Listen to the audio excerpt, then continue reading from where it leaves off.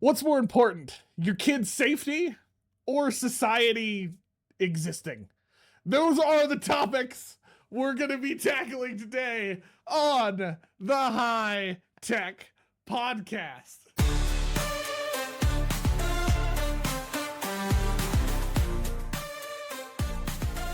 What is up, folks? Welcome back. What a starter. I'm so excited for this episode. Welcome to the HiTech Podcast. If you're listening, my name is Josh. I'm one of the hosts of the HiTech Podcast. And that laugh, because Will had no idea we were going to intro the episode that way, is my beautiful co-host, William Illingworth. What's up, buddy? Oh, it is another day in paradise. And you know what? It actually is. It's been a pretty good day. But am I beautiful now because I have a beard? Is that what's up? Oh yeah, your beard's getting. I don't know what to do. I keep bringing it up. This is getting crazy. I'm pretty proud. You know, well, it's proud. You should keep it going. You know, just a reminder, we are on the interwebs as the HiTech Podcast. Make sure to subscribe to the HiTech Podcast. You can find us all socials at HiTech Podcast or at HiTech Pod. Email us at inbox@hitechpod.us. Will listen. I don't monitor the email. And then you can also check out our website, hitechpod.us. as well. Lots of fun things on there. Now, let's get serious. Let's time. Get serious. No, we're here to talk about some privacy and safety when it comes to technology, right? One of Will's favorites. Yeah, we've been holding on to this one for a little bit. There's some stuff happening. If you're listening and you're not in the US, there's some stuff happening in other countries as well, but we're primarily talking about some stuff that's happening in the US. Some stuff around age verification laws in technology. It's an interesting time for technology because we're seeing a lot more kind of government conversation about age verification laws. Now, that's where I'm going to stop here real quick because this is Will's passion episode. He has some real thoughts about this.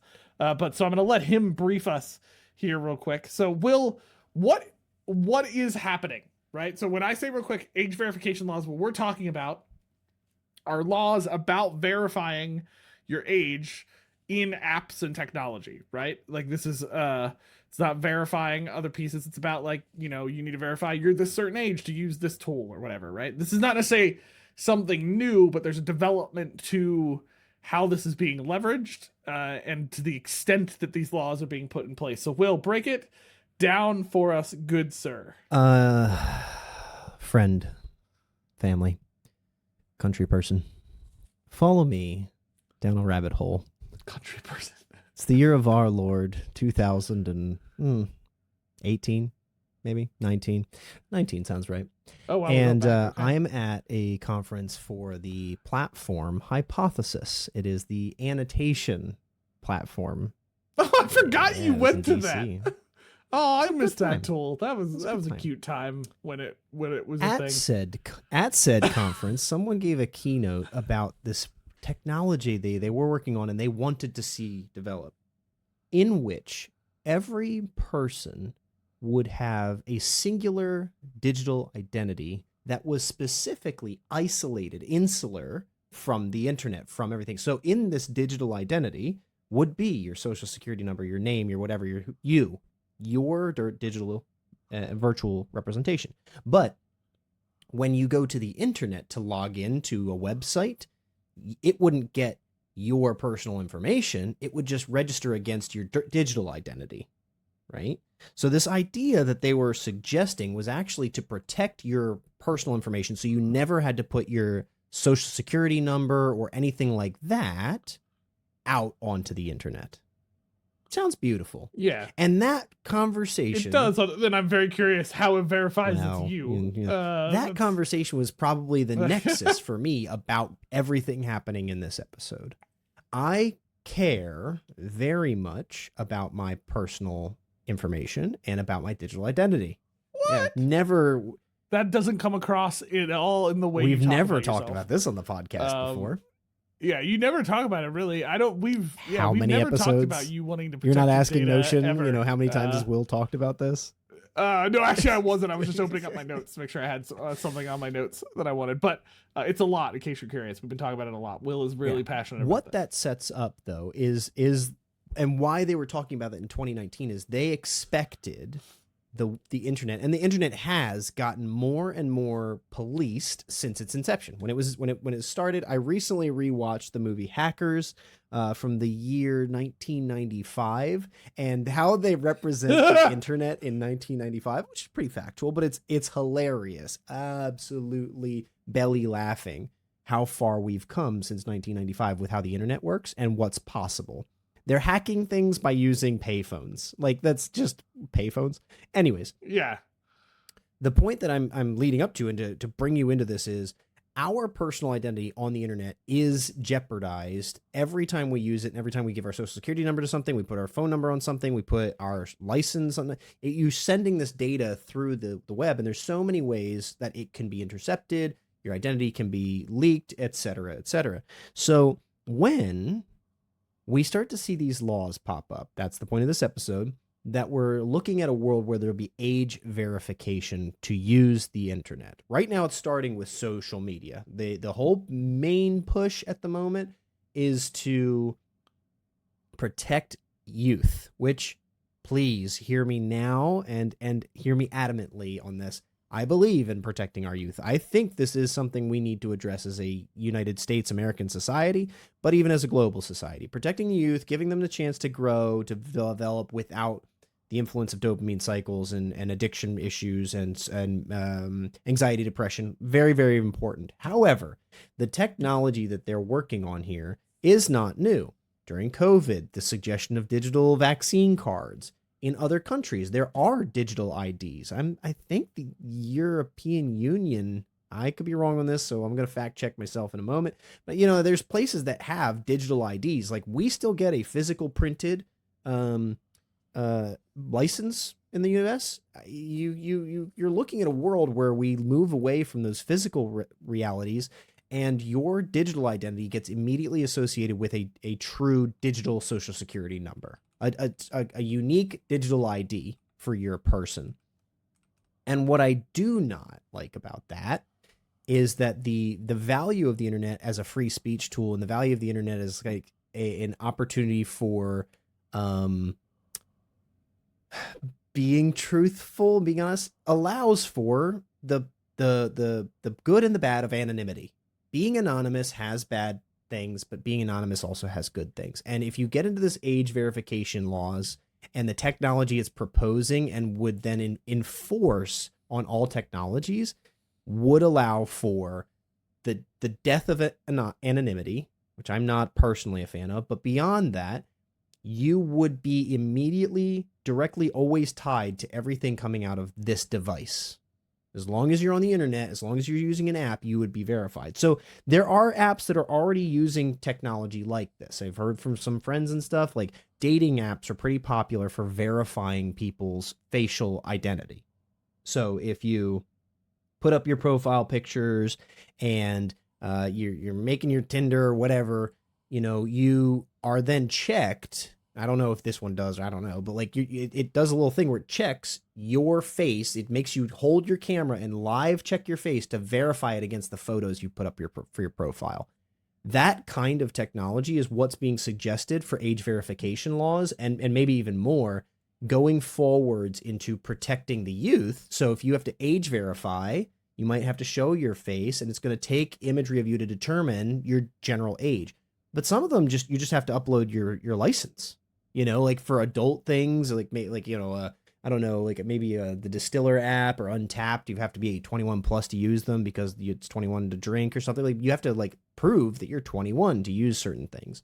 And that's just taking a picture of your license. But this technology is not going to stop here. And I believe, beyond my general principles and issues with the death of anonymity, one of the big risks is the more data they have of us in digital capacities, and the more risk there is for your data and your identity be stolen by anyone, right? It's already an issue with how much data is out there, and it's only going to get worse if your actual IDs, like a license or a passport or etc., are all captured digitally and available through Instagram.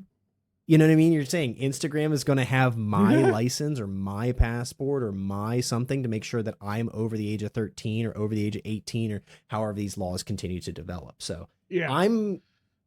Before before we get too far into concerns, a couple clarification things. Now, I will say, Will, I did a quick search. There are a bunch of countries that have or are implementing digital ID stuff right now. There's some that, like India, it seems there's digital ID system already. Singapore, Denmark, Sweden, Belgium have them. Spain, China is implementing one. To your point, the United Kingdom announced a mandatory digital ID called the BRIC card, but it's not in effect until 2029. Sure. It's going to take time. It's currently moving towards it. Yes, in the US we've come up with stuff like real ID enforcement and things like that. But digital ID is still not a requirement of any kind in the US at this point. Now, what's happening is what Will is right? You're seeing a couple different things, right? You're seeing, like, for instance, California recently is starting to move to kind of this phone-free mandate and social media limiter, right? And I think the main thing we're talking about here is not necessarily the Phone-Free Schools Act that they've been working on, though that is also going into effect, prohibiting smartphones from use during school hours by July 1, 2026. But they are working on trying to create kind of this law that does mandate age verification for social media. And then you're also seeing that not just happen in those places. Interestingly enough, if you're a gamer, PlayStation Network is also now working on implementing an age verification system to be able to use any of the social tools on PlayStation Network. You can still play games, but they're looking to do kind of a more age verification, like Will's talking about, like scanning or ID system, to be able to use any of the socials. So this is something that's kind of being discussed. It's something that's happening. We're seeing it happen in other countries already, and it's starting to now become more of a conversation in the US. And again, I think why they'd want to do this is it's being, like Will said, it's being driven by protecting children on the internet. And I want to make it clear in the beginning that Will and I are not against that at all by any means. And actually I think it's a good move to be protecting kids on the internet, specifically in social media and how it connects into things. Will and I have talked on the HiTech podcast before many times that we didn't get this whole social media thing right with kids, and we've created, while Will and I both are not really people who like removing technology entirely from the classroom because of his and I's philosophies on that, I do understand restricting. I do understand controlling how much screen time kids are getting. And social media is not just a fun thing for kids like it was when we used Zanga back in the day. It's I don't know what you're talking about. Zanga isn't where I went pre MySpace. It's a bit different now. And so that's the driving force behind this. Now, Will and I have our concerns. But before we do that, let's hear from a happier Will and Josh in this advertisement. Hey, Will. Hey, Josh. Do you wish this episode was longer? Like there was more time to spend with us? Be a lot less editing. That would be super cool, right? Yeah, so like if you're listening or watching and you feel that way too, you should become a HiTech Club member because you get extended episodes. There's lots of other stuff that Will and I talked about. You know, Will and I say dumb stuff all the time, and if you want to hear it on the podcast live, check that out. You might even hear Will say things he's not supposed to say, which I've edited out never before. For sure. If you want to hear the unedited version of Josh and Will, become a HiTech Club member. You check that out. You get extended cuts. You get access to vote on future topics. You'll get discount options on merchandise that's coming and a few other cool things. So go check that out. Links in the bottom description of the episode or someplace on our website, hitechpod.us. Make sure to go check that out and subscribe. Please and become a club member. Okay, thanks, Will and Josh. That was great. They're great guys, aren't they? So positive. Nailed it. So uplifting. Yeah, they're great guys. That was pre them having to talk about this. I'm so happier. Right. Okay, our concerns. Briefly discuss our concerns here. Let's I'll go first because I probably have less to say about this than Will does. And then Will can go next. I think my immediate concern about this is not necessarily, I understand the wanting to protect kids and do age verification to a certain degree. And so like even where I struggle with this a little bit.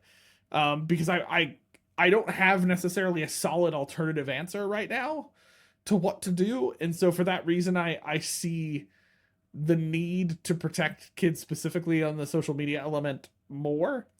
But my concern is that it doesn't stop there, like Will has talked about, right? I think what it ends up doing is it ends up putting more digital information about yourself, opening you up to more identity theft. It attaches your entire societal functional ID to a digital existence. And like, I love technology, I love it, but I don't like that society would require that in many ways. And I'll just be perfectly honest. Like, with any of these technologies, let me be completely transparent. The government doesn't want to do it entirely because they want to just help out kids. You know what I mean? Like, let's be real about this, okay? I have major concerns about, I do have major concerns about this technology being abused for surveillance and control. And I'm not putting on tin hat yet to the apocalypse or anything like that. That's not what I'm talking about. Like, it's just a natural thing that we have seen when we use technology. Actually, fun fact, if you look at history, a lot of times these types of technological abuses start with protect the kids. And then it always escalates up into something more. And so I have a lot of concerns about that. About the, like, I don't want people to just be anonymous on the internet all the time, but I do think we should have some freedom to engage in the internet as we see fit. And I don't know that I agree entirely with that. So I have concerns with the way this could be abused. I have concerns with the amount of information this would tie on the web. But Will has a much more articulate and intense view of this. So I'm going to hand it over to you, my dear friend. I'm going to follow just the metaphor or the simile of smoking indoors, right? This is something that actually... You're going to immediately lose our audience. This is not a good starting spot. This is something that actually our generation, like probably within a 5-year window of you and I, like maybe like a year or two younger than you and I, does not remember this. But do you remember eating in restaurants where smoking was allowed? And there being smoking and non-smoking sections? Yeah, I remember. Now, I remember smoking and non-smoking sections, right? We're not old enough to remember just freewheeling. I remember some of those restaurants, but like... I guess it depends, right? Like, the bars and stuff are different, you know, during my early... Your early 10s? 5-year-old, my early 10s, man. I hit those the bars point hard. The point that I get to here is that when they banned smoking indoors, it didn't just happen. As the example, right? They, you know, some of the laws changed so you couldn't smoke on airplanes anymore. Some of the laws changed so you couldn't... Every restaurant had to have a non-smoking section. You know, all this stuff started to roll. Which, just a pause. Can I pause? If you're about to try and say that this is a good thing, I'm no, don't. I don't. No. I would just want to pause and say for a second. It is amazing that we as a society survived for the length that we smoked on planes. You know what I mean? Like if you really think about it, as a society, this is how attached we were to smoking. We were like, you know, what'd be a lot of fun is like if we just like filled up a metal thing full oxygen of like gas and then like an oxygen, and we just like lit a cigarette, we just like got up in the air, you know, and then like, and we let our pilot just smoke a good one while we're doing it, you know, like that's what a world. That is something I do not remember. I've never seen a plane that allowed smoking, but I do recall, you know, restaurants and stuff. And again, anyway, sorry. That is great. Fun little thing that pops into my head every time I don't talk about think that that's a bad thing, folks. I am not a fan of smoking, but I am a fan of personal. Will really wanted to smoke on planes. That's what I'm bringing back. I'm starting my own airlines. He feels robbed. It's you should buy Spirit. Make the joke. You took that one right out from under me. Oh man. No, it's perfectly fine. I didn't even make the joke. But I'm getting way too lost on tobacco here. The point I'm trying to make is that they did not just take cigarettes away one day, and I don't think they should. I do not believe that smoking should be illegal. I don't think it's good for you, but I think it's your choice, right? Alcohol is not good for you. It's not illegal. You know, like there's so many things that are not good for us, and I think that There's a certain element of society that should allow for personal autonomy. This is my philosophy. Agree with it or disagree with it, but I believe smokers should be allowed to smoke. I believe that drinkers should be allowed to drink. I believe that, anonymous trolls on Reddit should be allowed to anonymously troll on Reddit. It is what it is. And I don't see them as a societal bad. I think that they're things that we need to work to improve, right? I think it's worth me telling people in my life who I love that they shouldn't smoke if they smoke. I'm up for that challenge. I think that's a good thing to do, but I'm also. I hear you. I'll stop Thank smoking. You, Josh. Gosh, man. I'm sorry. Or just invite me next time at least.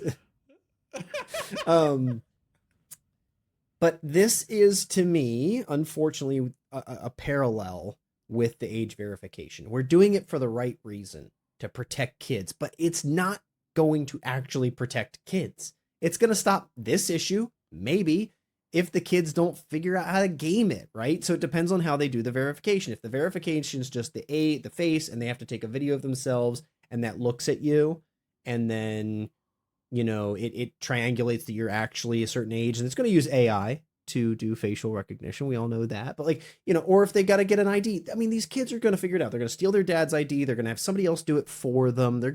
People will still get around these things. But at the same time, the features and the laws will be in place to start to penalize people who break them. Are they going to fine 13-year-olds who break these laws and circumvent it and get on Instagram anyways? Or are they going to fine the parents who let the kid do it or help today, if an underage drinker gets caught at a parent's house, the parent's in trouble. The underage drinker is going to spend a night in juvie or might get a DUI on their list or something, right? But the parents are also going to be liable for having the kid get caught drinking alcohol at their place. So are we going to see the same world happen and still not solve the problem, which is an epidemic of social loneliness, right? These people are over socialized through these apps, but they're being taken over by dopamine, etc. Why aren't we holding the social media companies accountable and making them adjust what they do in the first place, so that's not so much of a negative and addictive cycle to hurt the people that are being hurt? Oh, no, it's fine. There's lobbyists making lots of money off of what they do, so why would we address that? Well, okay, now you're dropping into my capitalist side of my brain. I also don't think that's fair either, right? Because the same argument can be made of the tobacco companies making the cigarettes, right?